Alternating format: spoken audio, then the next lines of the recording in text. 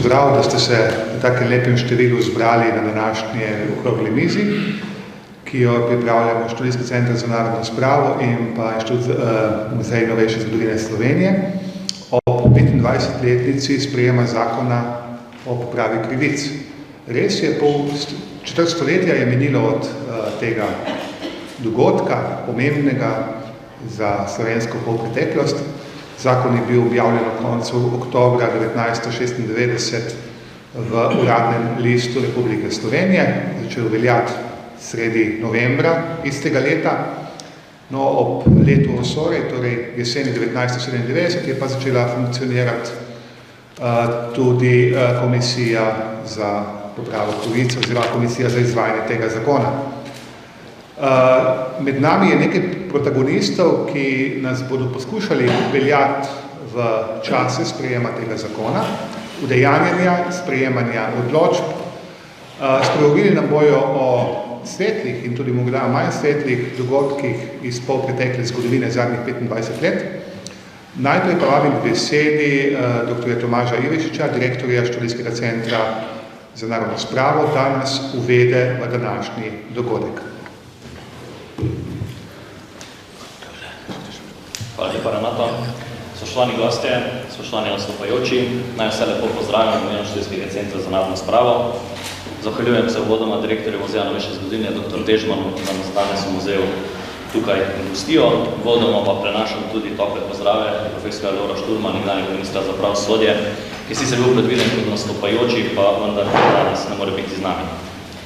Na SCNR smo se odločili za organizacijo okrogle mize, ker je 25 let od nekega dogodka dovoljšna distanca, da se lahko kritično pretrese začetke izvajanja zakona o popravi krivic in s tem ustanovitev Komisije Vlade Republike Slovenije za popravo krivic.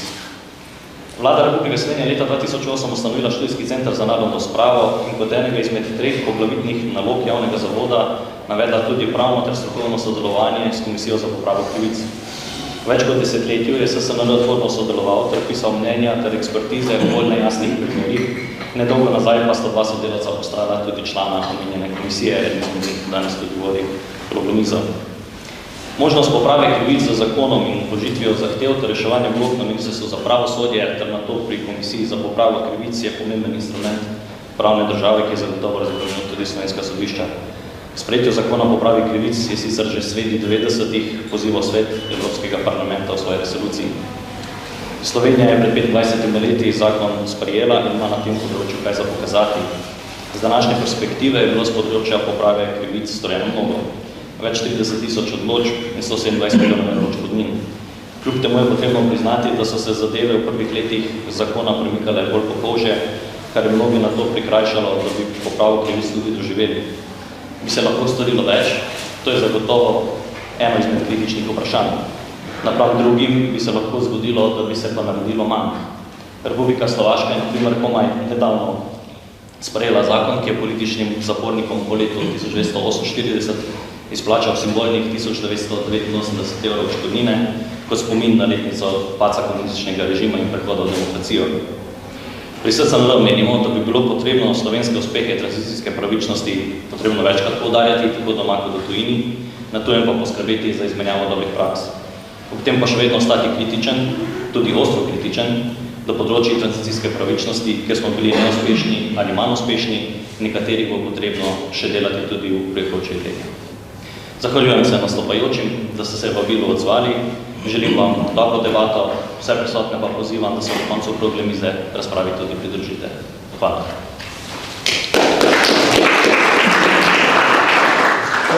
Hvala dr. Tomažu Ivešiču za te uvodne besede.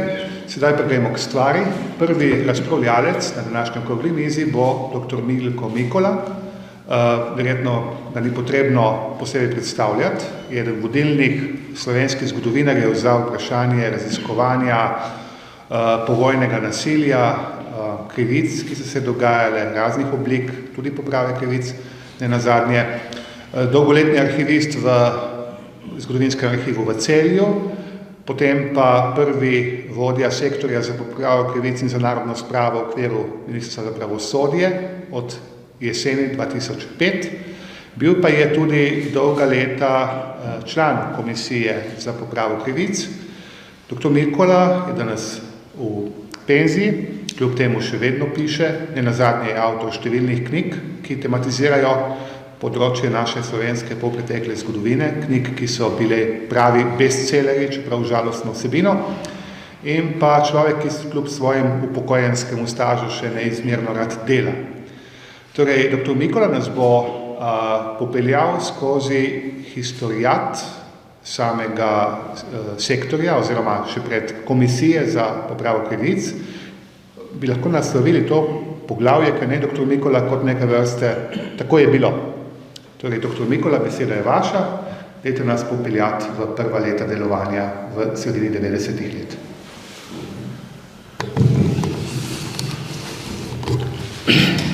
Lepo pozdravljeni, hvala lepa za besedo.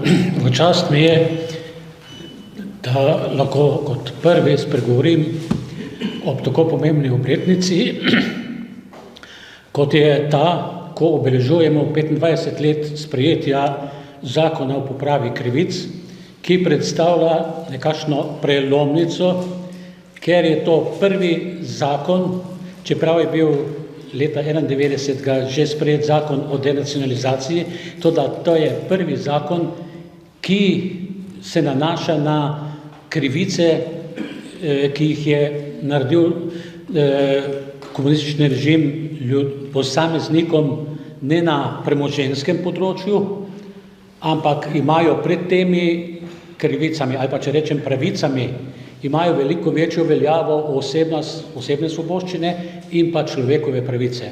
Torej, to je zakon, ki popravlja krivice, ki so bile storjene ravno s kršenjem človekovih pravic in osebnih svoboščin.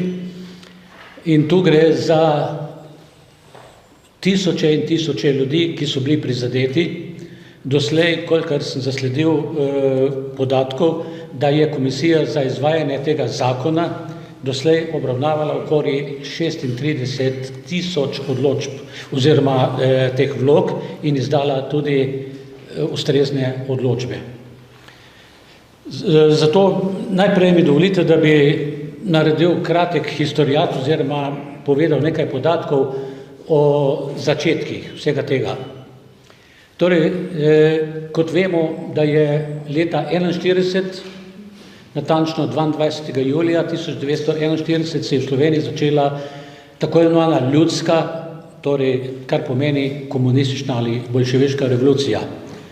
Da je to se zgodilo 22. julija 1941, je priznala povojna komunistična oblast sama, ker je leta junija 1951 Ljudska skupščina Ljudske republike Slovenije sprejela zakon, s katerim je ta datum proglasila kot začetek upora proti okupatorju in začetek splošne ljudske revolucije.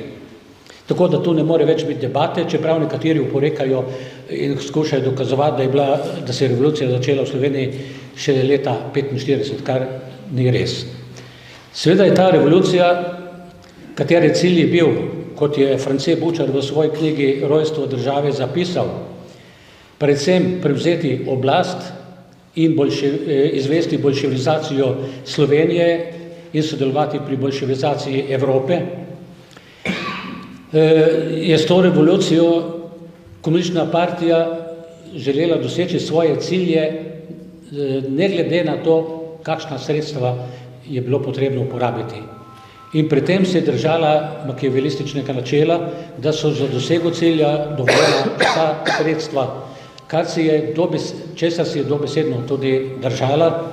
Posledica tega so številne žrtve, torej te žrtve gre v tisoče in tisoče pobitih nasprotnikov komunistične revolucije, potem ljudi, ki so jim po vojni zaplenili premoženje ali pa jih razlastili z nacionalizacijo in agrarno reformo, ki so se znašli v mlinu montiranih in političnih sodnih procesov, ki so bili izgnani recimo iz obmejnega pasu z Avstrijo v divjino Kočevja.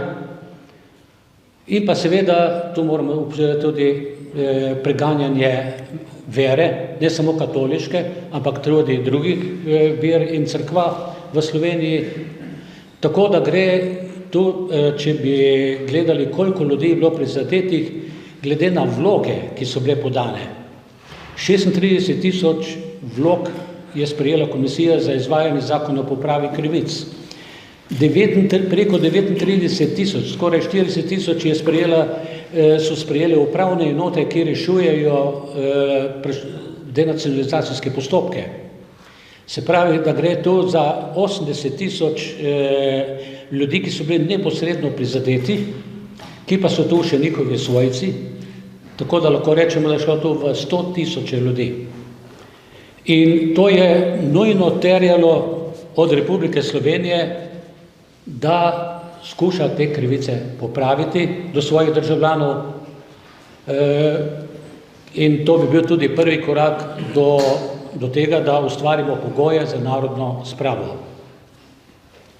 Kot sem že omenil, je Državni svet Republike Slovenije novembra 1991 sprejel zakon o denacionalizaciji, ki je reševal vprašanje torej nasilno odvzetega razlaščenega premoženja.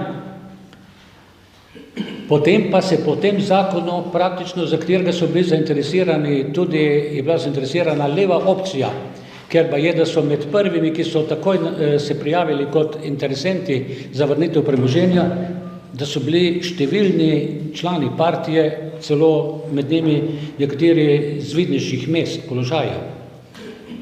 Ko pa je šlo za vprašanje kršitve človekovih pravic drugih, ki so se nanašale na osebo, tam pa ni bilo več volje, ker to je pomenilo, da priznavamo, da je komunistični totalitarni režim storil krivice ljudem na osebni ravni, in zato se praktično do leta 1996 na tem področju ni zgodilo ničesar, kar je seveda bila velika škoda oziroma krivica do teh žrtev ostarelih, ker so niso imele kam na koga obrniti.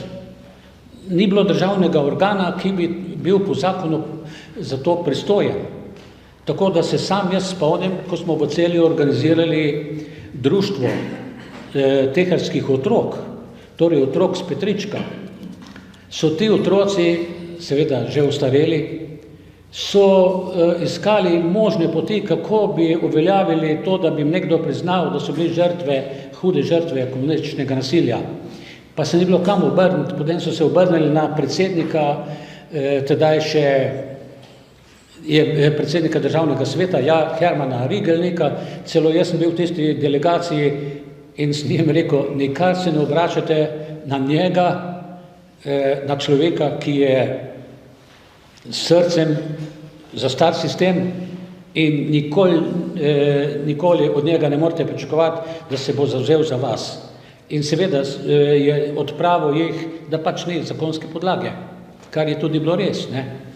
No, potem pa, ker smo se začeli približevati Evropi, oziroma vsaj skušali, so morali tudi nasledniki komunističnega režima, predvsem pa njegove ideologije, pristati na to, da so spoznali, da ne bodo mogli prezreti teh žrtev, ne da bi jim priznali status žrtev nasilja. Veliko težje pa je bilo s priznavanjem pravice do odškodnine za pretrpljeno, torej za tisto, kar so pretrpeli.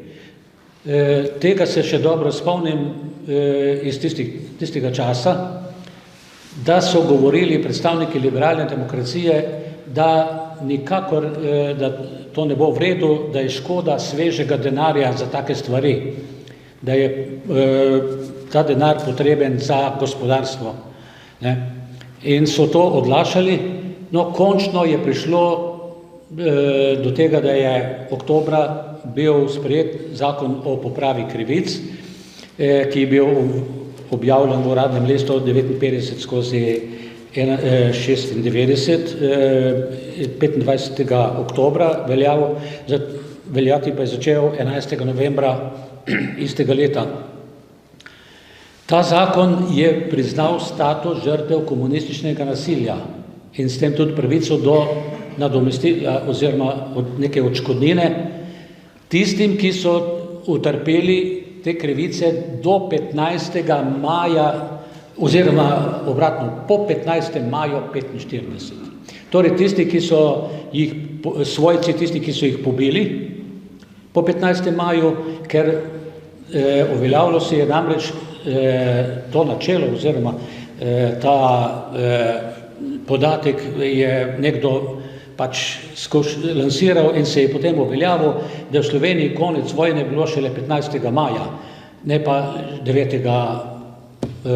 maja 1945, kot je to veljalo za celo Evropo, to pa zato, ker so bili zaključni boji še na Koroškem, ampak drugje v Sloveniji teh zaključnih bojev ni bilo več, ne. S tem so pomaknili te dogodke na 15. maj, ne, pa z 9. maja na 15. maja, ne.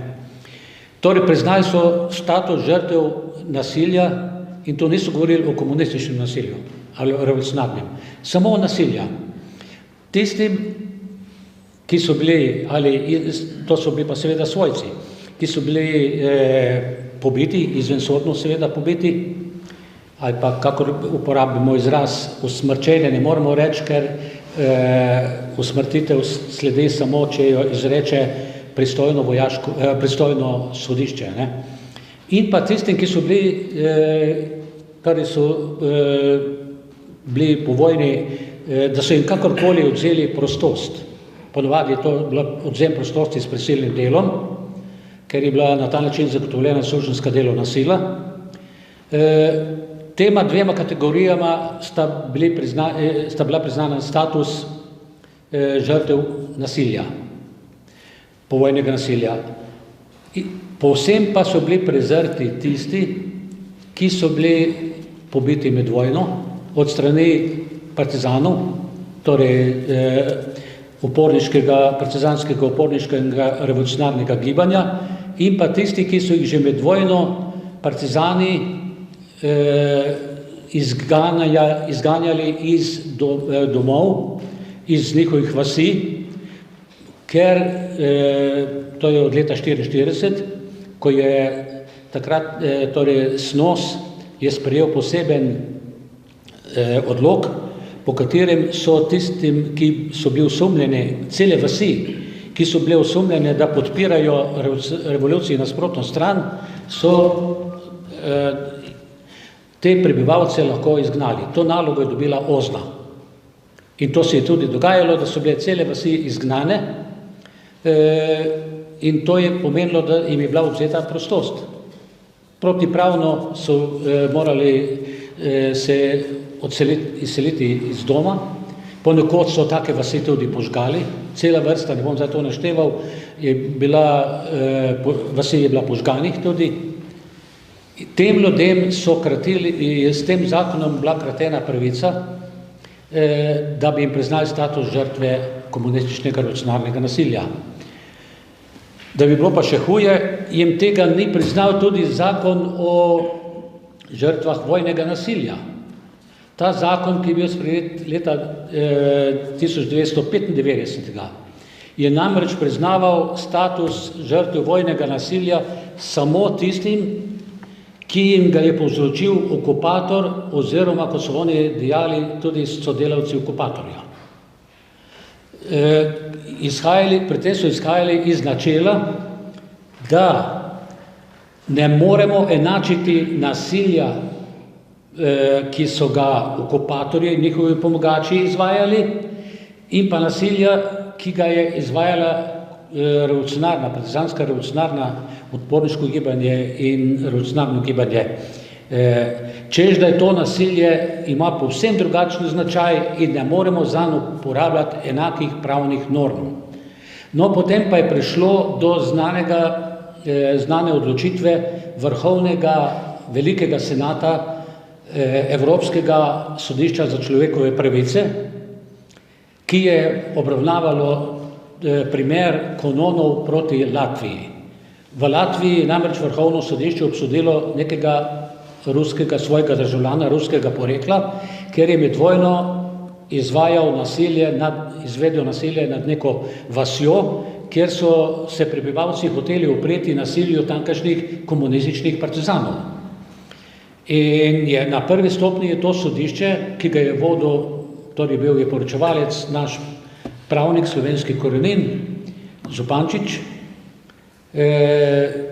je na prvi stopnji leta 2004 razsodilo, da je v korist Kononova in ne v korist Latvije. Toda leta 2010 je Veliki senat skoraj soglasno sprejel drugačno odločitev, in sicer, da veljajo za zločin tudi dejanja, ki so jih storili zmagovalci v drugi svetovni vojni, torej zavezniki, med katere je spadala tudi partizanska vojska. In to je bil seveda za naše zagovornike revolucije strahotno udarec. O tem niso nič pisali časopisi, ne Delo, ne noben teh glavnih časopisov, dnevnikov, kaj šele Mladina, recimo. Eden glavnih zagovornikov te teze, da ne veljajo ista merila za zločine, ki so jih naredili zavezniki ali pa nacifašisti, je bil pokojni pravnik kazenskega prava, profesor Ljubo Bavcon, recimo, eden najbolj gorečih zagovornikov. In po njem so tudi povzeli vsi ostali, vključno z zgodovinarjem Repetom in podobnimi, so to povzeli in je to uradno veljalo. S tem razsodbo Velikega senata Evropskega sodišča za človekove pravice pa je ta bariera padla in takrat je na zahtevo Ustavnega sodišča Republike Slovenije že leto prej dejansko je prišlo do sprememb zakona o žrtvah vojnega nasilja, tako da so te žrtve dobile v tem zakonu potem svoje mesto. No, potem je sledilo sprejetje zakona o popravi krivic, kot sem dejal, oktobra 1996, ki s tema dvema pomanjkljivostma, ki sem jo navedel. Navedel bi tudi še to, da je čudno, da ta zakon ni imel nobene preambule, v katerem bi pojasnil, zakaj je ta zakon potreben, oziroma kaj je tisto ozadje, ki zahteva sprejeti takega zakona. In tudi to, da ima samo naslov zakon o popravi krivic, nič ne pove, čigavih krivic, kdo jih je storil. Torej, to je bilo tisto ne imenovati komunističnega nasilja. To se ne sme nikjer pojaviti in se do danes tudi nikjer ne pojavlja. Dosledno gledajo, razen kolikor o tem piše stran, ki raziskuje komunistične zločine. Tako da je ta zakon se potem začel izvajati, za njegovo izvajanje je bila določena posebna komisija, ki jo sestavljajo, še danes obstaja, sestavlja predsednik, namestnik predsednika, potem pa 7 članov. No in to komisijo je imenovala Drnovškova vlada leta 1997 in je tudi začela delati. Tu moram nekaj omeniti, jaz nisem bil v tej komisiji takrat, sploh ne, ampak so mi povedali kolegi iz komisije, ki so takrat bili nekateri še, da ta komisija, da so bili vanjo imenovani ljudje, načrtno, verjetno, ki niso imeli nobenega interesa, da ta komisija sploh dela in da se kakšen primer reši. In so se norčevali iz žrtev, ki so poslali svoje vloge za priznanje statusa žrtev komunističnega nasilja. Tako, recimo, en primer so mi povedali, da je nek zgodovinar iz Inštituta za novejšo zgodovino rekel, pa se ti ljudje, ki so bili znani na Kočevsko, v Dolgino, ko jih je Udba izgnala iz obmejnega pasu za Avstrijo, ti so šli tja na dopust, so bili na rekreaciji, so imeli svež zrak, zagotovljen svež zrak. V resnici so jih pa izgnali v zapuščene koče, kočevarjev, ki so se izselili po zimi leta 1941-1942 v strah in so živeli v strahotni bedi. Tam je ogromno, veliko starejših ljudi je umrlo, pustilo tam svoje življenja. In ti ljudje so se iz teh žrtev norčevali. Zato je bila prava rešitev, oziroma da je komisija začela delovati, se je to zgodilo šele, ko je leta 2000 padla Drnovškova vlada, ko je Drnovšek odstopil in je novo vlado sestavil dr. Andrej Bajuk.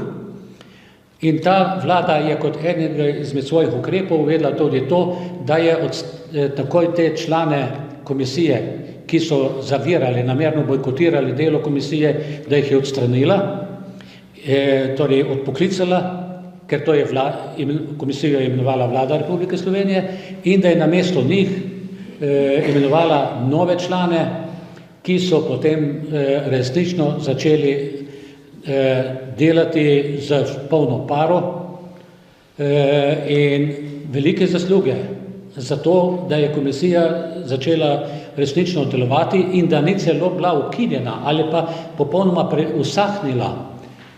Moramo priznati, da gre že pokojnemu mislim, da je Janez Lukač bil tisti, ki si pri Drnovšku osebno zavzel, da mora komisija ostati in začeti delati, ampak uspeha ni bilo, je pa ostala, da je niso razpustili enostavno.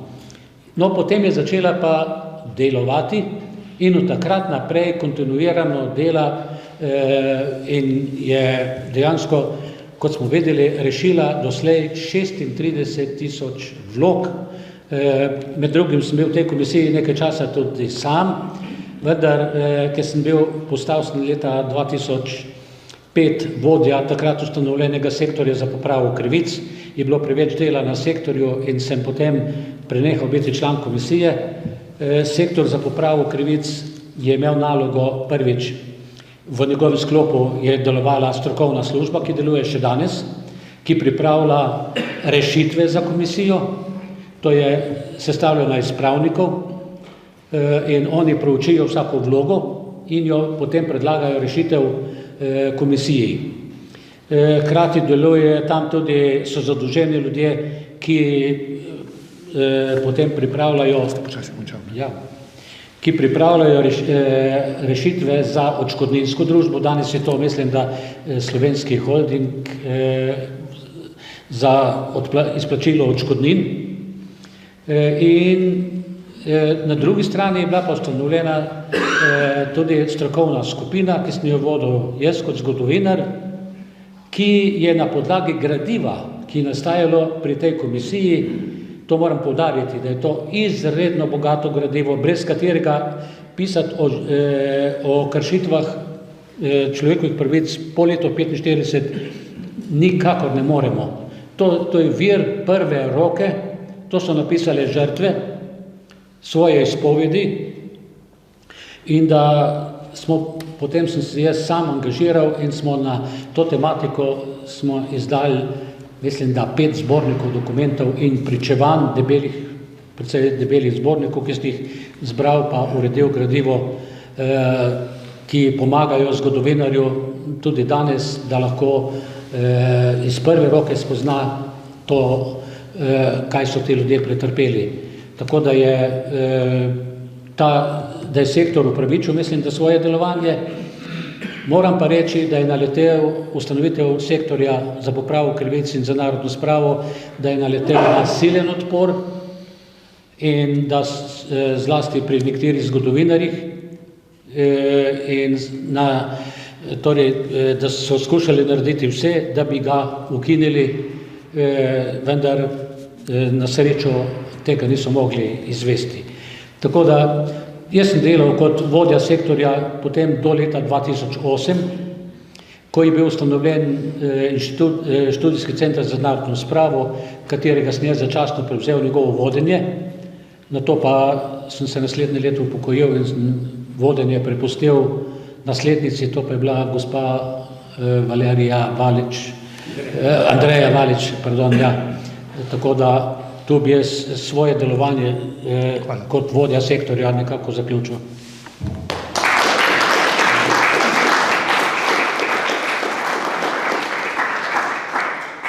Hvala, dr. Milko Mikola, še enkrat za vaš strokovni, po drugi strani pa tudi osebni pristop in konec koncev ste iz prve roke lahko spremljali dogajanje bodisi v komisiji, tudi na sektorju za popravo krivic in hvala, ker ste ga danes delili z nami. Zdaj pa vabim drugega razpravljavca k besedi, to je dr. Jože Dežman. Jože, hvala tudi za gostoljubje danes v tej hiši, da lahko na tem imenitnem kraju predstavimo dogajanja, dognanja ob 25-letnici sprejema zakona o popravi krivic. Dr. Jožeta Dežmana mislim, da ni potrebno predstavljati bolj podrobno. Muzealec, dolgoletni, vmes tudi arhivist, trenutno direktor Muzeja novejše zgodovine Slovenije, publicist, raziskovalec, delavec na terenu, dolgoletni spiritus agens komisije za vprašanja prikritih grobišč in tudi član komisije za popravo krivic. Dr. Jože Dežman nam bo spregovoril o pojavnih oblikah kršenja človekovih pravic po drugi svetovni vojni na Slovenskem. Jože, beseda je tvoja. Hvala lepa.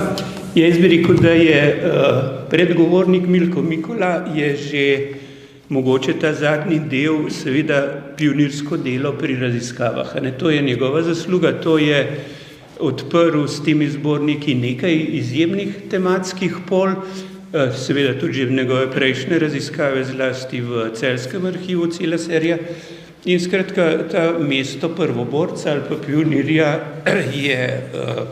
bo zahtevalo še dodatno obdelavo. Jaz bi za izhodišče vzel Janeza Lukača, ki ga je tudi Milko že omenil. On je en tipičen primer, ali pa skoraj en redkih tipičnih, ne moramo govoriti o tipiki, no, ampak lahko bi govorili o eni tipiki. No. Gre za to, da človek, ki je bil klasičen novi razred vrhuška titoizma, je prešel v zagovarjanje pravic žrtev tega režima, kjer je on promoviral. In jaz bi dodal nekaj še. Tega zakona niso poskušali onemogočiti samo levičarji, ampak tragedija slovenske desnice, kar se tiče investiranja v glasove preko poprave krivic, je ta, da je bila nesposobna spraviti iz tega področja eno zadost rentabilno, jaz bi rekel predvolivno ali pa politično volivno investicijo, ker čist banalno mi je Janez Lukač rekel, da so mu šefi stranke, v kjer je takrat bil, to je Slovenska ljudska stranka, rekli, naj Bog ne daj ne začne uresničevati zakona. To je, ampak ta katastrofa se vleče povsod, se vleče tudi pri grobiščih in se vleče, to je en poseben fenomen tega prostora. Drugo je, kar bi spet rad poudaril, kar je že Milko načel, problem nevednosti. To je problem, kako so tabuji veličastno zbrisali skoraj večino slovenske družbe iz spektra javnega. Preučevanje grobišč se je začelo s številko 70. Zdaj veste, da jih ima 700. Preambula ali pa ta zakon, ocena, takrat, se pravi, to je leto 25 let nazaj, Statistični zavod je ocenil, oziroma naj bi bilo okrog 2000 preživelih, Statistični zavod, da bi lahko kvečjemu 3000. Predstavljate, da je uradni okvir dojemanja viktimizacije pod komunizmom, bi se dal skoraj na prste rok prešteti, 3000. Zdaj vemo, da je ocena, da je teh vlog 35 000, ampak spet se moramo zavedati, če bi lahko žrtve vlagale na upravnih enotah, tako kot žrtve druge, zmagovite strani, bi jih bilo seveda nekajkrat več. Že to dejstvo, da ti moraš v Ljubljano priti, da vložiš vlogo, je diskriminatorno. Drugo so seveda, jaz o odškodninah ne bi govoril, bo verjetno kaj več Rok povedal, so sramotne, ampak dejstvo je, jaz sem pač to temo delal okrog doktorata, ampak mi imamo, se pravi, 23 000 umorjenih strani komunizma Slovencev, 110 000 pregnanih in nelegalno pobeglih v tujino, okrog 100 000 zapornikov, internirancev, suženjskih delavcev, 60 000 za plen premoženja, več 100 000 ljudi, ki jih nadleguje politična policija. In zdaj, ker je že Milko omenil, če vzamemo samo versko vojno, je to vojna proti 90% populacije. In to je manjšina, ki izganja teror nad večino. To je najbolj enostavna slika. Drugo, in skratka, ko Janeza Lukača omenjam, je on bil nedvomno partizanskega rodu, Ivan Pučnik, brat Jožeta Pučnika, ki ga je Spomenka Hribar denuncirala bratu kot, recimo, tistega, kaj se je temu rekel, desničarja, ki je skoraj za podrušo, je bil tudi partizan na vse zadnje. In še kdo iz teh zaslužnih članov komisije, ki jih je cela vrsta in so res naredili herojsko delo, ampak skratka, če Janez Lukač ne bi zdržal tistega obdobja, ko je delal na hodniku brez mize in tako naprej, te komisije ne bi bilo. Premik ključen je mandat kljub vsemu ministra Šturma, ko zagotovi celo vrsto pravnikov, ki delajo te vloge. In ta kombinacija, zdaj, če vzamemo Janez Lukač, ki zdrži tam, Milko Mikola, ki raziskovalno polje odpre, na politični ravni minister Šturm, ampak mi bomo počasi mogli prihajati, jaz sem v Bogoslovnem vestniku objavil, to je 2014 nekaj teh ugotovitev, eno izhodišče, v katerem se bomo mogli pogovarjati, a ni bilo po vojni več nasilja kot med njo. To je eno poglavje. Drugo je ta problem viktimologije, se pravi, kako skoraj ni družine v Sloveniji, ki bi ne bila prizadeta, in pa da je eno, so te zasebna razmerja, drugo so politična razmerja, se pravi, pravica do javnosti, ko zasebno preide v politično. In mislim, da so vsa ta prizadevanja pa sodijo v en krog. Zadnjič sem prebral eno imenitno raziskavo o holokaustu v Armeniji, ki pridejo v javnost šele, recimo, po 1990, se pravi 80 let po dogodku, ampak danes je pa ocena taka.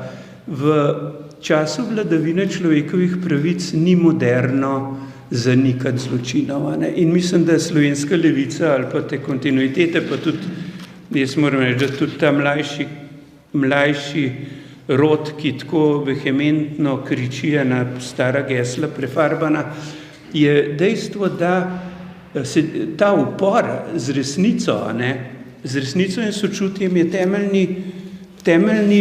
temeljno upanje, da bodo te stvari prišle normalno tudi kot politično zavedanje. Pri samih kršitvah je pa seveda vsaj nekaj sistematike bo potrebno narediti. Eno je, kot sem rekel, kršitev pravice do življenja, pravica do hrane, zdravja in stanovanja, to je že Milko omenil, preganjanja, ki zajemajo potem človekova istovetnost, prepoved diskriminacije, mišljenje in duhovnost, svoboda vesti, verovanja, pravica do šolanja. To so vse kategorije, ki jih jaz združujem pod pojem rdeči apartheid. Se pravi, mi nismo dolili po rasi se, ampak cela vrsta ljudi je bila vnaprej označena kot manj vredna ali zaradi vojnih vlog, zaradi socialnega statusa, se pravi v skladu s pravili razredne vojne ali pa svetovno nazorsko. Potem je pravica do zasebnega življenja, vse je dosjeje imel 250 000 Slovencev, pravica do dela in varstva lastnine, temeljna pravica za uničenje zasebnega in tako naprej. In ko se vse to skupaj sešteva, prihajamo zdaj do temeljne laži, ki je strašno že nekoristna postaja, to je ta lažni izgovor, da nič nismo vedeli. To je preprosto nekaj, kar bi mogli v izhodišču prepovedati. In zdaj, če gremo naprej, naslednje razmerje, ki se je prav, to, kar je Milko povedal, ni bilo preambule. Strašne težave imamo z obsodbo komunističnega totalitarizma in tako naprej, storilci in žrtve. Slovensko pravosodje je razveljavilo nekaj tisoč stalinističnih ali pa režiranih sodnih procesov in to je šlo popolnoma neopazno od javnosti. Zato, da se ne bi greh pravosodja videl, da se ne bi, kdo je največji morilc med slovenskimi sodniki, na primer. Tamle, mislim, da je 29. junij v Ljubljani obsodijo 30 ljudi na smrt in jih naslednji dan tudi usmrtijo. A je to rekordni sodni umor v slovenski zgodovini ali ni? Teh 200 in nekaj žrtev, slovensko pravosodje je leta 50 izdalo poročilo o koliko je umorjenih po vojni sodno, usmrčenih. No. Teh je okrog 230, 240. Se pravi, vse ostalo so umori, množični umori, ali kakorkoli jim rečemo. Ampak ne gre ne za uboj, ne za usmrtitev, ampak gre za preprosto umore. In to prihajamo do naslednje točke. Vse ta vprašanja, ki jih zdaj navajam, nas silijo k temu, da bomo začeli razmišljati. Kolaboracija, kontaminiran pojem, ne sodi nikamor. Svetle zarje, to, kaj je revolucija. Sej lahko gremo tudi v leto 1948 v poročilo prvega kongresa komunistične partije. Mi smo naredili vse po stalinsko, po zakonih VKPB-ja, po Bibliji komunizma, v zgodovini, kratki zgodovini Stalinovi, vse zvezne. Sej ni treba delečiti, samo ponavljati stvari. Naslednja stvar je seveda kronologija. Dokdaj trajajo stvari? Stvari trajajo do danes. Sej mi imamo osnovne konture tega spopada, ki smo ga slišali, o katerem se pogovarjamo, so do danes. In če gremo v naslednjo stvar, je ena taki uvoz tega, s čimer se naši levičari ali pa prosvetljenci ali pa ribajalci tako dičijo, naprimer tehnologija študije genocida kot socialne smrti. Koliko ljudi je bilo v titoizmu z različnimi metodami onemogočenih v katerenkoli njihovem življenjskem vidiku, in zato jaz prihodnost vidim, razmeroma enostavno. Če bomo ostali v tem demokratičnem krogu, bo zanikanje, kršenje človekovih pravic nespodobno dejanje, tako kot je zmerom bilo. In če skratka se s tem malo razbremenimo, malo pogledamo oddaleč, je arhiv te komisije neizmerna zakladnica, tukaj se povsem strinjam z Milkom, kvalificirano ukvarjanje z njim in pa raziskave bodo pa spet pripeljale do tega, jaz sem tukaj dal naslov, smo pri kolegu Štefaniču objavili 2013 ob smrti Janeza Lukača, to je dediščina za vzgled. To so skratka stvari, ki so tukaj, so pred nami, so arhivirane, so šle iz nevidnega v vidno in je, bi rekel, tako jaz bi nadaljeval s temu, kar sem dal pod naslov knjige, takrat se pravi, to je pač ta objavljen doktorat, da je geslo je pač titoizem porast nasilja. Tako to je. In vse ostale stvari pragmatične, kaj ta arhiv je, kako nam bo, se pa da pogovarjati naprej. Ampak kljub vsemu seštevk tega pravzaprav aktivnega, kulturnega upora, ki nam ga pričevalci omogočajo in ki z njimi lahko si veliko pomagamo, je tukaj. Ampak kljub vsemu porast nasilja je kar spodobna bilanca. Hvala lepa.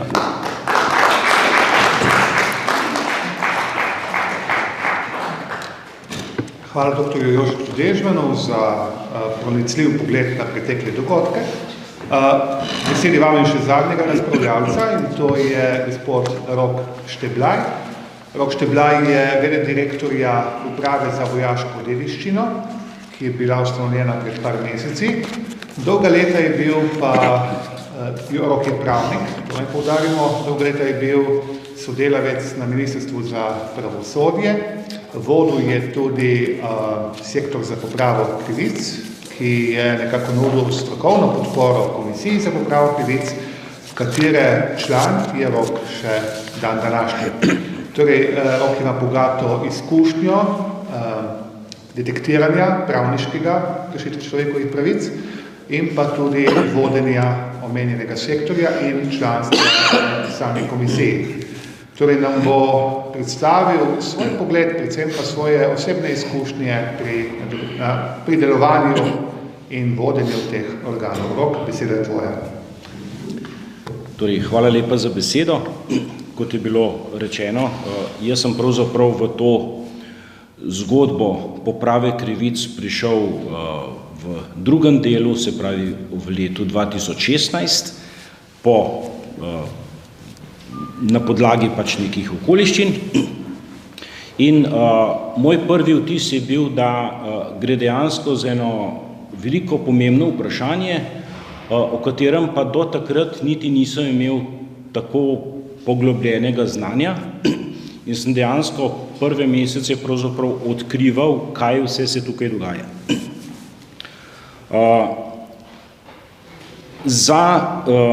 Že prejšnja sogovornika sta povedala o delovanju komisije in seveda je potrebno povedati, da je bila velika vloga članov komisije, ki so ob relativno šibkem zakonu našli pravo pot za rešitev, so našli možnost, da se je lahko obdelalo vse te številne vloge. Seveda tukaj v ozadju je bila tudi kar ena številčna skupina, ki pa jo danes želim tudi izpostaviti, ker so tudi oni pridali pomemben doprinos k stanju, kot ga imamo danes. V zakonu o popravi krivic je bilo napisano, da za opravljanje strokovnih opravil komisije se v okviru Ministrstva za pravosodje kot notranja organizacijska enota ustanovi posebna služba. Ta določba je bila zelo pomembna, ker seveda noben minister ni mogel iti preko tega in enostavno ukiniti te strokovne službe. In tako je pravzaprav ves čas znotraj ministrstva deloval nek sektor, neka organizacijska enota za področje poprave krivic in opravljala svoje delo. Seveda včasih je imela s strani ministra ali ministrice večjo podporo, včasih manjšo, pa vendar se mi zdi pomembno, da je bilo zagotovljeno neko kontinuirano delovanje. Zelo pomembna sprememba je bila v letu 2008, ko je minister Šturm zagotovil celo vrsto mladih pravnikov, pripravnikov, ki so se spopadli z množico teh vlog in jih pripravljali za komisijo. To je bil eden od pomembnih elementov, ker če v tistem trenutku ne bi zagotovili dovolj velike strokovne pomoči, enostavno ne bi mogli sprocesirati takega števila vlog. No, v teh letih so bile tudi seje komisije zelo pogoste, bile so tedenske, 14-dnevne, skratka velika frekventnost in dejansko dela je bilo ogromno. No, kasneje, če smem preskočiti na to obdobje, ko sem pa jaz prišel tudi v sektor, se je nekako številčnost umirjala, vendar pa so prišli drugi izzivi, nekako so nam ostali bolj kompleksne zadeve. Sama komisija, člani komisije so ena od zelo dobrih stvari, tudi ki so jo naredili, je, da so postavili neka merila, neke kriterije, kako se posamezne okoliščine presoja in v kateri smeri je treba iskati rešitev. Strokovna služba je te stvari spoštovala in pripravila poročila v tem okviru. Naj povem, da strokovna pomoč je bila predvsem v tem, da smo vodili celoten upravni postopek od začetka pa do odločitve. Se pravi, prejeli smo vlogo, preučiti je bilo potrebno, potem se je pojavilo vprašanje arhivov, dokazov, listin. To je bila zelo težka naloga. Nekatere institucije so odprle svoje vrata, nekatere malo manj. Obračali smo se na Arhiv Republike Slovenije, na pokrajinske arhive, na upravne enote in tudi tukaj se je videla ta razlika, recimo, če smem izpostaviti dve upravne enoti, Ilirska Bistrica in Piran, vzorno urejena evidenca, dobili smo dejansko vse tiste podatke, ki smo jih za svoje delo potrebovali, vendar pa na drugi strani pa kar številne upravne enote, predvsem primorski del, ki so pač pojasnili, da ne razpolagajo s podatki. In tukaj je tudi recimo en od pomembnih elementov, ki smo ga mi kot strokovni sodelavci videli, pomanjkanje arhiva, pomanjkanje dostopa do samih listin. Zato smo seveda morali se često obračati tudi na same vlagatelje, oziroma na tiste, ki so o določenem dogodku kaj vedeli, da smo lahko izluščili, zakaj je šlo pri posamezni zadevi.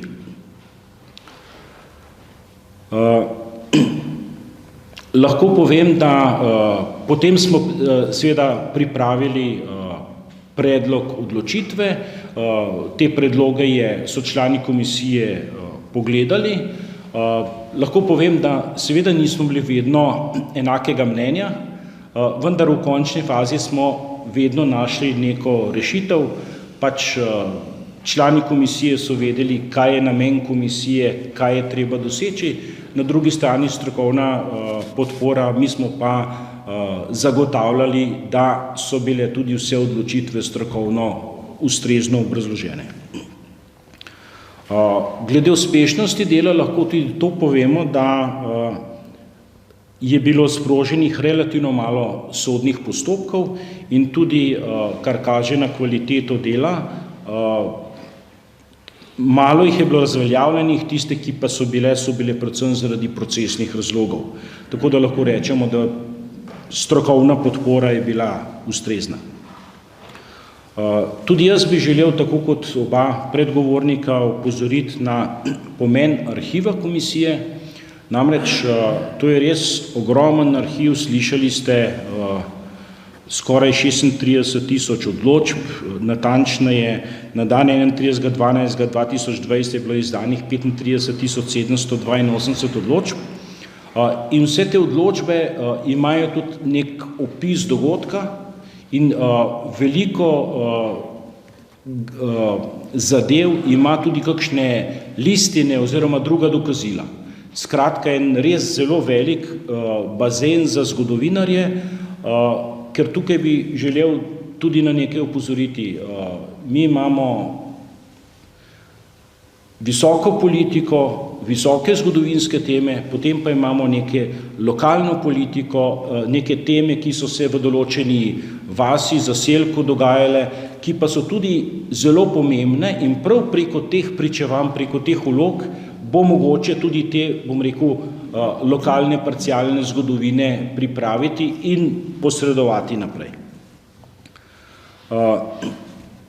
Morda, če še glede samega zakona, da povem, priznanih je bilo nekaj več kot 20.000 statusov BPZ. Ključna številka, ki pa bode v oči, je pa 13.568, kot zakon pravi, žrtev povojnega protipravnega odvzema življenja. Pa zdaj glede izraza je bilo že slišati, jaz bi pa želel drugo stvar poudariti.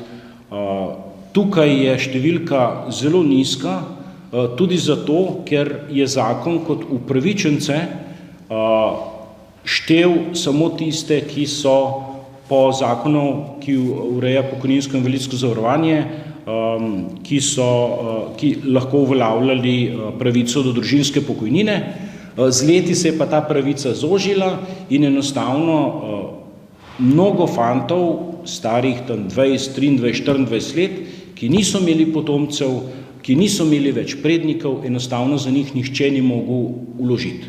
In to je pa mogoče tudi ena taka, en moralen dolg, ki ga verjetno komisija oziroma Republika Slovenija ima, kako tudi ostalim saj priznati status te žrtve.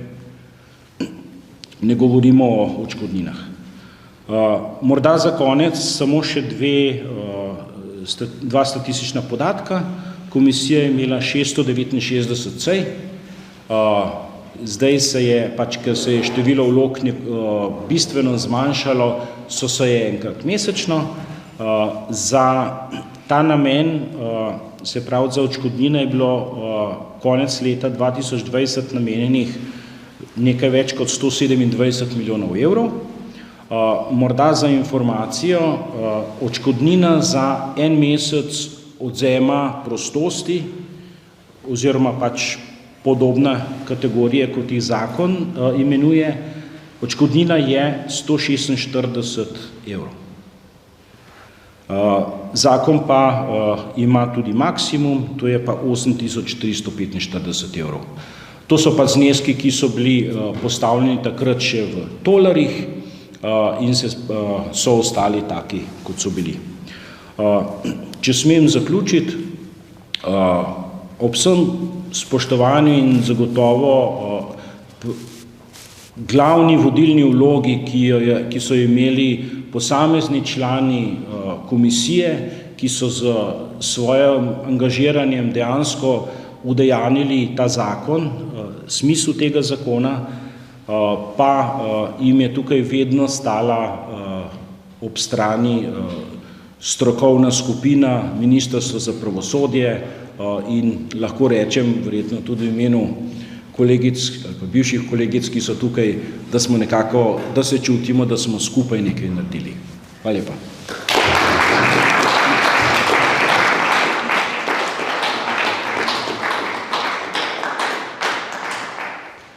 Tako, spoštovane gospe in gospodje, z nastopom gospoda Roka Šteblaja, ki nam je skozi ta upravno-pravni del predstavil problematiko, ki smo jo danes tematizirali na naši okrogli mizi in sam mislim, da brez tega posega bi nekaj manjkalo temu pregledu. Mi smo ta formalni del zaključili. Torej, hvala vsem trem sogovornikom, dr. Milku Mikoli, dr. Jožetu Dežmanu in gospodu Roku Šteblaju za vaš pristop, za dve zgodovinski podani oziroma dve zgodovinska pregleda na delovanje komisije in pa samo tematiko in pa tudi, kot smo rekli, upravno-pravni pregled gospoda Roka Šteblaja. Med vami je kar nekaj ljudi, ki ste se ukvarjali tako in drugače z našo današnjo tematiko. Tukaj vidim spoštovano gospod Alenko Puhar, zadaj je magister Stane Okoliš, ki ste pisali o tem, se ukvarjali s tem, iznašali življenjske zgodbe na plano. Tako da po tem formalnem delu, ki smo ga zaključili, bi vam predal besedo, če imam kdo med vami, kdorkoli, kaj za vprašati, kaj za dodati. Zadaj, kot je že Rok Šteblaj omenil, so tudi sodelavke komisije, ki še vedno skrbijo za strokovni suport v okviru Ministrstva za pravosodje. Torej, če kdorkoli ima kaj za dodati, beseda je vaša. Mislim, da imamo še par minut, si bomo vzeli za odgovarjati na vprašanja. Morebiti imate pa tudi kakšno dopolnilo ali pa razlago tistega, kar je bilo v prejšnji urici povedano. Torej, gospa Alenka Puhar, beseda je vaša. Torej, hvala organizatorjem za posvet, za to, da so se sploh spomnili te teme, ki se mi zdi zelo pomembna, jasno, verjetno vsem nam, ki smo danes tukaj. Jaz imam eno zelo stvarno vprašanje in bi rada tak čim bolj preprost, ampak vendarle tehten odgovor. En zelo zanimiv segment tega popravljanja krivic zadeva vprašanje, kdo lahko vloži vlogo. In sicer ne samo zato, da bi se pridobila odškodnina, temveč da se neko osebo pripozna kot žrtev, da se jo rehabilitira in da ji s tem na nek način se povrne čast in dobro ime. V zvezi s tem je zanimivo, da je pri nas, zdaj pa jaz dam v oklepaj vprašaj, zakaj, od kdaj in po katerem zakonu, možno, da vložijo vlogo samo za tiste, ki niso več živi, samo najbližji sorodniki, to se pravi sinovi in hčere. Vdove verjetno sploh ne pridejo več v poštev. Mene zanima to vprašanje, kdaj in zakaj je bilo to sprejeto, oziroma zakaj se tukaj v to vprašanje meša pokojninski zakon. Mislim, če sem vas prav razumela, ste ga v zvezi s tem omenili. Meni se to zdi nekoliko čudno, pa bi bila vesela, če bi mi to kdo pojasnil. To vprašanje je dodatno zanimivo zato, ker ne gre samo za tiste mlade fante, in teh je bilo ogromno, ki so bili pač pobiti ali so po raznih taboriščih in zaporih dotrpeli, tako zgodaj, da potomcev sploh niso mogli imeti. Gre tudi za veliko kategorijo ljudi, kot so duhovniki in nune, ki nimajo otrok, oziroma če jih že imajo, verjetno niso uradno prepoznani kot njihovi potomci. Skratka, tukaj vem, da so strašne zadrege in strašne težave. Nekaj ljudi se je silno trudilo, da bi recimo vsaj duhovnike in redovnice spravili v en okvir, ki bi to omogočil. Vprašanje se mi zdi dodatno zanimivo, ne zaradi tega, ker je pač toliko pa toliko kategorij ljudi izločenih, iz tega poudarjam, ne da bi dobili kakšen odškodnino, temveč da se jim vrne dobro ime, da so živeli častno življenje.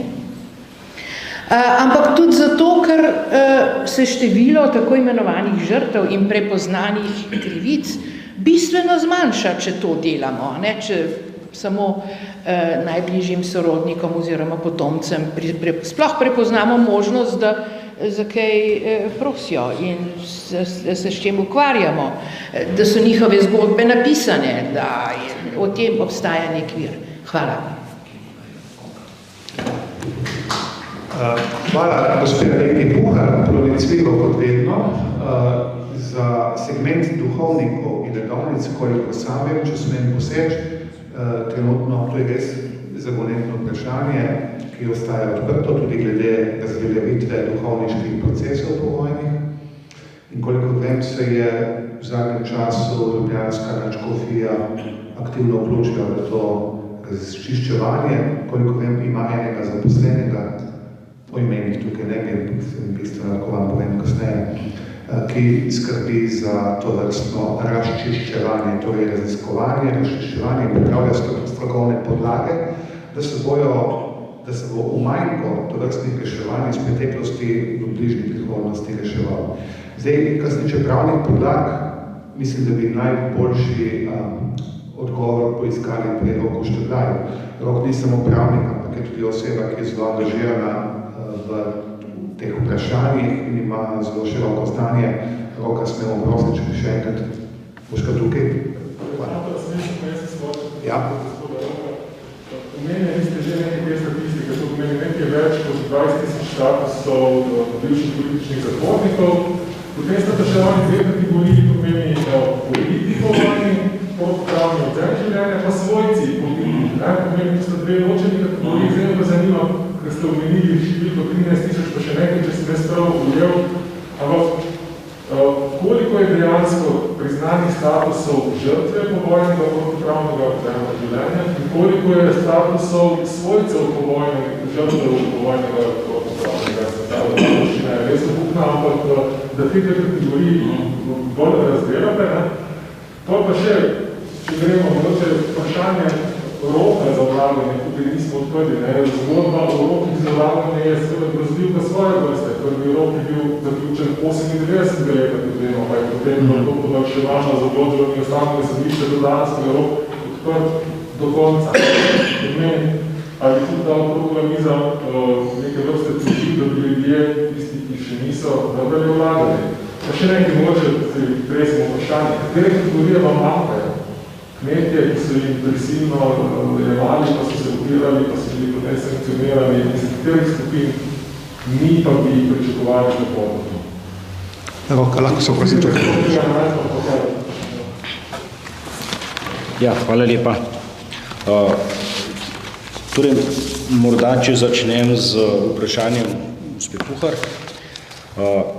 Zakon, zavedati se je treba, da pač zakon je bil v obravnavi v nekih specifičnih političnih okoliščinah. In tudi to, kar je vam prišlo, pač nek stari reki pravijo, da nikoli ne moreš pričakovati pravice od zakona. In tudi tukaj je bilo pač glede na okoliščine, ki so bile, je bil tudi pač krog, katere pravice in v kakšni meri ta zakon popravlja, je bil pač določen, je bil omejen. In ne vem, zakaj je to prišlo, ampak enostavno že v osnovnem besedilu so naredili to povezavo z pravico do uveljavljanja družinske pokojnine in ta zadeva je ostala. Pač na začetku, ko je bil zakon sprejet, je bila seveda ta pravica mnogo širša in so bili tudi bratje in sestre. In je bila neka logična rešitev, vendar kasneje se je enostavno ta zakon spremenil in s tem na nek način tudi prikrajšal ostale. Zdaj, ne bom na dolgo razpredal, ampak verjetno, če bi kdo želel iti korak naprej, bi moral pač kot zainteresirani sprejeti in iti na sodno pot, na inštance in nekako na tak način morda doseči drugačno rešitev. Pač zakon pa je, kot je, in tudi glede na število vlog, ki so že bile obravnavane, se pravi, da je postopek nekako, da se bolj končuje, verjetno je malo verjetno, da bi prišlo do spremembe zakona. Kot sem že povedal, seveda ta zakon ne vsebuje oziroma ne upošteva vseh kategorij. Eden od pogojev je, se pravi, da je oseba izgubila življenje ali pa da je bila odvzeta prostost. Mi imamo pa zdaj tukaj poleg tega odvzema prostosti so pa še različne vrste pritiskov nasilja, saj dr. Dežman je tudi že nekaj malo omenil o tem, in to je zelo širok spekter, zelo širok segment, ki ga bo verjetno potrebno tudi vsebinsko razdelati. Recimo en primer, da pač neka učiteljica, ki je hodila v šolo, v cerkev, se je zgodilo pač, da ni mogla več upravljati svojega poklica. Pa ni bilo nobene prostostne kazni, ampak enostavno izgubila je službo oziroma je mogla iskati drugje. Tako da takih primerov je še veliko, ampak seveda zakon tega zaenkrat ne rešuje. Jaz mislim, da pač tukaj je predvsem zgodovinska stroka tista, ki bi morala ta širši vidik upozoriti na ta širši vidik krivic in seveda potem v drugi fazi, če bi šlo za večjo pomembnejšo stvar, bi lahko tudi politika to prevzela in nekako z nekim zakonom pripeljala. Statistika, bom kar pač vse 4 številke še enkrat prebral.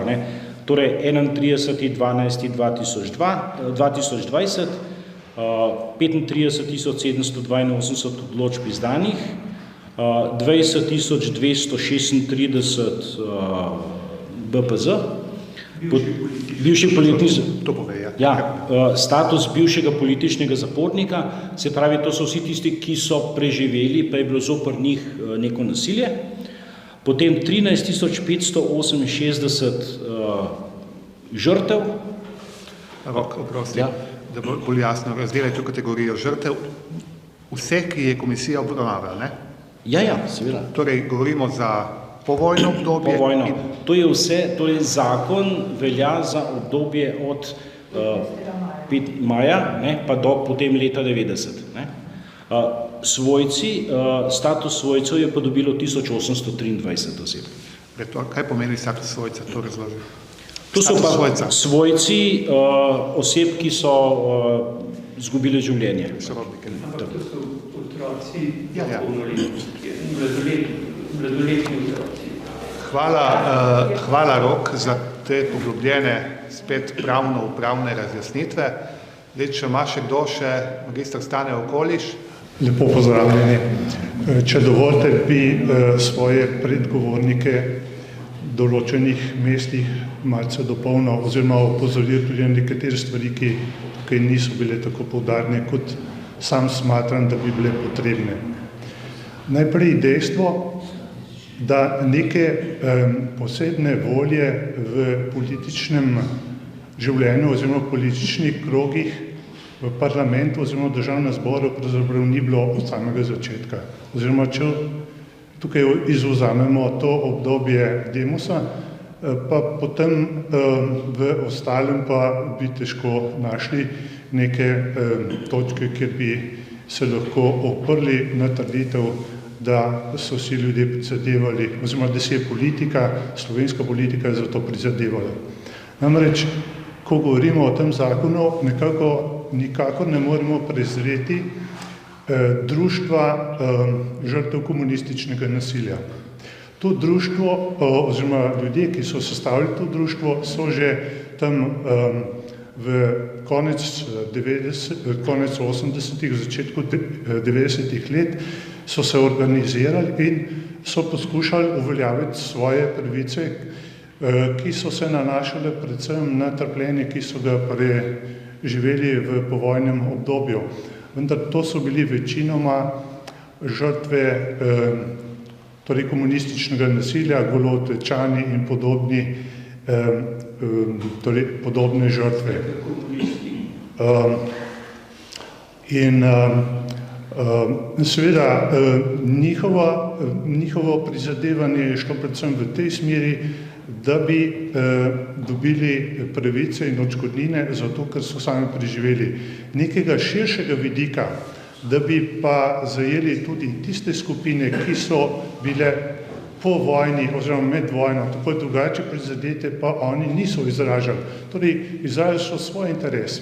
In to se je potem tudi poznalo pri samem sprejetju zakona leta 1996. Tukaj so se obračali na določene politične skupine in lahko tukaj potrdim, da iz arhiva tega društva izhaja, da so se tukaj obračali predvsem na politike ljudske stranke, slovenske ljudske stranke takrat in še nekaterih. In lahko potem opazimo, da so bili med prvimi člani te komisije predvsem oziroma kar nekaj vidnih članov takratne slovenske ljudske stranke in med njimi tudi že tukaj večkrat omenjeni Janez Lukač, ki je za to, da je komisija potem preživela tiste začetne in burne čase, imel velike zasluge. Hočem torej povedati oziroma naglasiti to dejstvo, ki se potem tudi odraža na samem zakonu. Torej, zakon je bil sprejet tik pred državnozborskimi volitvami. In tukaj lahko potem nekako jasno razberemo, da mnoge skupine tukaj niso bile zajete. In v prvi vrsti je tudi sama potem komisija nekako spromovirala, če tako rečem, oziroma so bile prve obravnave predvsem namenjene ljudem, ki so preživeli Goli otok. Ko je skupina žrtev komunističnega nasilja v bistvu nekako zadostila svojim potrebam, tiste začetne volje ni bilo več in to se je potem poznalo tudi pri sami komisiji, ki nekih drugih zahtev, ki so jih ljudje čutili in so vlagali v zahtevke komisiji, pač ni hotela več obravnavati. Oziroma se ni čutilo, da bi imela neko voljo, da s tem delom nadaljuje. Tako da praktično ti člani komisije, ki te volje niso imeli, so potem, kot sem bil obveščen, so sami odstopili. Potem je pa prišlo leto 2000, ko pa je nova vlada v bistvu imenovala nove komisije in s tem je komisija preživela. In je pravzaprav šel razvoj v drugo smer, od tistega, da bi komisija pravzaprav prenehala z delovanjem, se je to njeno delo razmahnilo. In predsednik komisije, kot vem, je dobil razna pravna tolmačenja, s katerimi so se te pravice nekoliko razširile, tudi na tiste skupine žrtev, ki niso bile tako evidentno razločene v samem besedilu zakona. In to se je potem nadaljevalo v letu 2004 oziroma 2005, ko je nastopila novo stanje, nova situacija, s tem, ko je bil zakon dopolnjen in so bile tukaj potem pravice žrtev razširjene tudi na druge skupine. In to se mi zdi izredno pomembno tukaj naglasiti, torej, da se je ta zakon, ki je bil sprva mislen predvsem ozko, vsej tisti, ki so pristali na zakon, to je takratna vodilna politika, je pravzaprav doživela tukaj drugačen obrat in je potem prišlo, da dejansko so bile v pravice po tem zakonu vključene tudi druge skupine.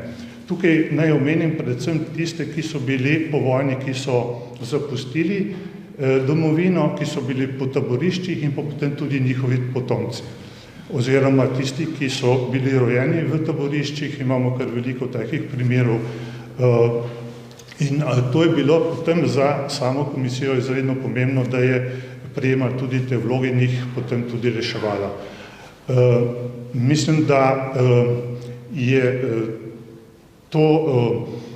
tak razvoj zelo pomembno, da vemo in da je na nek način zdaj to število priznanih odločb na nek način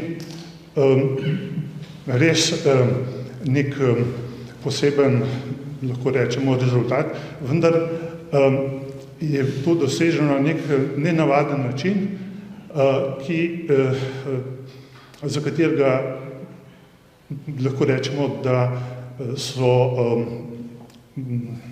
je to prišlo kot rezultat nekega nenačrtnega dela oziroma kot rezultat nekih nenavadnih ali pa spleta okoliščin.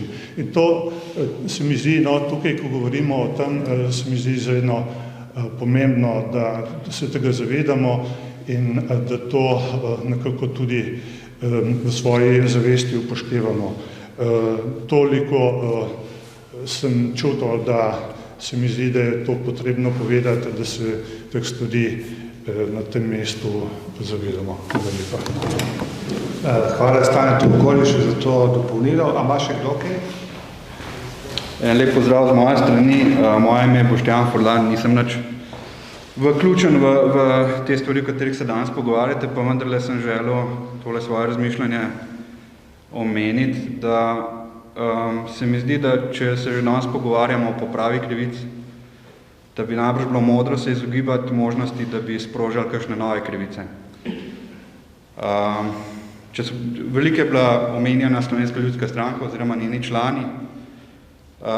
SLS je bila med tistimi demokratičnimi strankami, ki so se totalitarni režimi lotili za vso silo, da bi jo iztrebili. Vse ostale stranke so iztrebili, SLS-a pač niso uspeli, ker je bila pred vojno najbolj množična, verjetno zaradi tega, in je pač obstala. Ne? In še danes pa pravzaprav se tem ljudem dogajajo krivice. Ne? SLS-ovci so bili pobiti, so bili mučeni, so bili preganjani, umazalo si njihovo dobro ime. Še danes lahko v sobotni prilogi berete članke zaposlenih na SAZU-ju, ki blatijo dobro ime Antona Korošca, ki je bil v bistvu ključni politik, ki je omogočil, da smo Slovenci sploh dobili našo nacionalno akademijo. In zato se mi zdi pomembno, da pač se poskušamo kakšnih izjav vzdržati, ki bi jih lahko nekako presodili kot neko klevetanje, kot rekla kazala, kaj kdo, kdaj komu rekel ali pa ni rekel.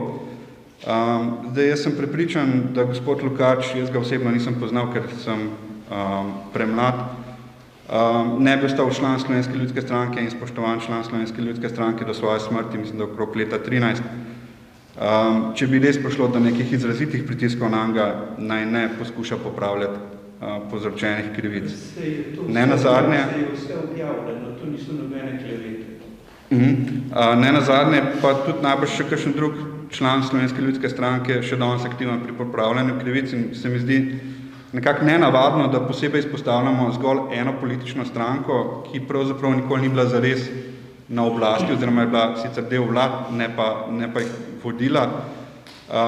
Ker če objektivno pogledamo, pač, kaj je bilo do zdaj narejenega, zakaj še po 30 letih večina ljudi leži po breznih, je verjetno odgovornost bolj leži na tistih, ki so zares imeli škarje in platno v rokah. No, pač, predvsem to sem poskušal izpostaviti, no, da mogoče ni najbolj fajn, da se ukvarjamo s tem, kaj kdo kdaj komu rekel, ampak bolj s tem, kako bi lahko še naprej šli v to, da bi krivice čim bolj popravili, a ne vsaj dokler. Oziroma ravno zato, ker veliko tistih, ki so se jim krivice zgodile, so že precej stari in bi bilo za vsakega od njih, če uspemo pred njihovo smrtjo kakšno krivico popraviti, bi to jim pomenili v bistvu cel svet. Kar sem pa še hotel povprašati, je pa tole. Ker sem Ljubljančan, pač spremljam, kako naš župan jasno zagovarja stališče, da v mestu Heroj pač ni prostora tudi za tiste, ki se jih je genocidno pobilo. Zato razmišljam, da če obstaja negativna vloga lokalne oblasti, verjetno lahko obstaja tudi zelo pozitivna vloga lokalne oblasti. Pa me zanima, kolikšno moč imajo župani oziroma občine, da sami kaj naredijo, da začnejo skope, da uredijo pokope, koliko je to zakonsko možno omogočeno. Se pravi, da na neki nižji ravni, če država pač je nesposobna to poskrbeti, se naredi, pa če imamo morda kakšen dober primer, kakšne občine, kjer se je to zgodilo, se pravi, nekako obratno od ljubljanskega primera. Hvala lepa. Hvala gospodu Fuglanu. Jaz mislim, da ni bilo negativno izpostavljeno, mislim, da je bila pozitivna vloga SLS-a izpostavljena. Tudi sam sem gospoda Lukača, kot ostali sogovorniki poznali osebno in mislim, da lahko imenu vseh rečem, da zaradi njegove trme, tudi vpetosti v nekdanji režim, ponavljam, tudi vpetosti v nekdanji režim, on je bil nenazadnje pri socialistih in je potem prestopil Slovensko ljudsko stranko, še v času Demosa, torej pred nastankom državnega zbora, v času skupščine. Je pa bil izredno agilen človek, dobronameren in mislim, da je veliko prispeval k temu, da je zakon kljub vsem viharjem ostal tak, kot je. Vprašanje, ki je bilo postavljeno z vaše strani, gospod Fuglan, glede županov in pokopov, sicer mislim, da ni tema današnje okrogle mize, tudi se strinjam z vami, bilo potrebno tudi to kaj spregovoriti in pripraviti kakšno podobno zadevo, kot je to vprašanje, ker pa imamo tukaj zelo agilnega sodelavca Komisije za vprašanje prikritih grobišč, dr. Jožeta Dežmana, če bi želel 2 besedi o tem povedati. Samo 28. oktobra bo v državnem svetu posvet na to temo. Torej, lepo vabljeni, 28. oktobra bo posvet na to temo in tam verjamem, da se bo na ustrezen način odgovorilo ta in podobne vprašanje. Če je temu tako, bi potem zaključili. Hvala dr. Milko Mikola, hvala dr. Joža Dežman, gospod Rok Šteblaj. Še pred koncem, dr. Mikola, imate vi za dodati nekaj? Nekaj bi rad dodal, kar prej nisem povedal, ko se mi zdi zelo pomembno.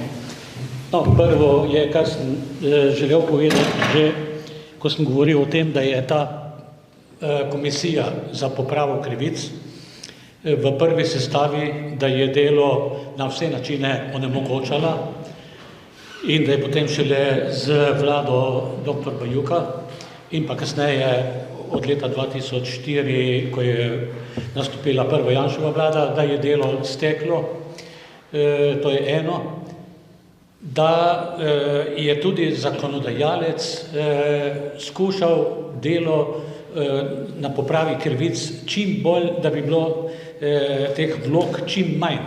Zato je protipravno, kar je meni povedal dr. Šturm, da je to protipravno bilo, da so postavili omejitvene roke, dokdaj lahko žrtve vlagajo, in sicer najprej do 31. decembra 2004, potem so podaljšali za 3 leta na 2007, medtem ko so v tisti po zakonu o žrtvah vojnega nasilja ni bilo roka in tudi se ne dovoljuje postavljati roke žrtvam, dokdaj lahko vlagajo. In da je to bilo potem odpravljeno na intervencijo dr. Šturma. Samo to naj povem, da sem bil zraven pri tem odboru zakonodajnem in da je vsa levica glasovala oziroma se je vzdržala, ni bila za podaljšanje, ne? Kar kaže na nekaj, kar bom zdaj navezal, da te žrtve še vedno niso sprejete v celoti, inkorporirane v slovenski narod, ker jih levica še vedno zavrača in tudi omalovažuje. Vi samo poglejte, kaj pa pomeni nošenje rdeče zvezde demonstrativno. To pomeni žalitev žrtev tistih, ki so trpeli pod rdečo zvezdo.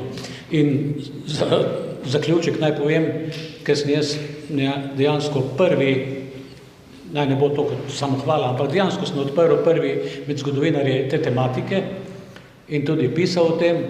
Moram reči, da sem doživel ravno zadnje čase, ko se je zdaj ponovno tole s temi vstajami in vsem tem, ta rdeča ikonografija s temi rdečimi zvezdami obnovila, da sem doživel nekaj srditih napadov. To pa samo zato, ker še v Sloveniji doslej ni bil komunizem obsojen oziroma njegovi zločini. In da bo to ena izmed nalog našega parlamenta, našega državnega sveta, da sprejme deklaracijo, s katero se obsodijo komunistični zločini in pa sistem, ki je te zločine počenjal. Potem ne bo več, mislim, nobenega, ki bi si drznil še vedno trditi, da so bili ti zločini čisto upravičeni, kot sem jaz doživel recimo pred 14 dnevi, ko mi je napadla neka gospa in je mi očitala, da pišem o stvareh, ki so bile popolnoma upravičene, ne, in pravilne. Samo toliko sem hotel, da se pravi za uveljavitev sprave v slovenskem narodu je to eden izmed predpogojev. Ne. Hvala lepa. Hvala lepa, dr. Mikola, hvala vsem vam, lep dan še naprej, ostanite zdravi, nasvidenje.